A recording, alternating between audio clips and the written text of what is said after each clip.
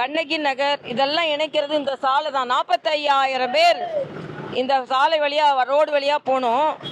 ஆனால் இந்த ரோடு எப்படி இருக்குது, இந்த மழைநீர் வடிகால் வாரி இப்படியே கிடக்குது. கொஞ்சம் தான் தண்ணி மழை வந்திருக்கு, அதுக்குள்ளே இவ்வளோ தண்ணி கிடக்குது. எனக்கு என்ன தோணுதுன்னா, சீஃப் மினிஸ்டர் ஒரு 2 வீலரில் பின்னால் உட்காந்து இங்கே வரணும்னு எனக்கு தோணுது.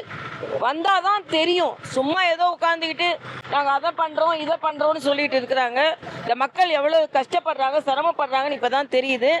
அதனால இந்த சட்டமன்ற உறுப்பினரும் சரி, பாராளுமன்ற உறுப்பினர், அவங்களுக்கு இந்த பகுதியை பற்றி கவலையும் இல்லை.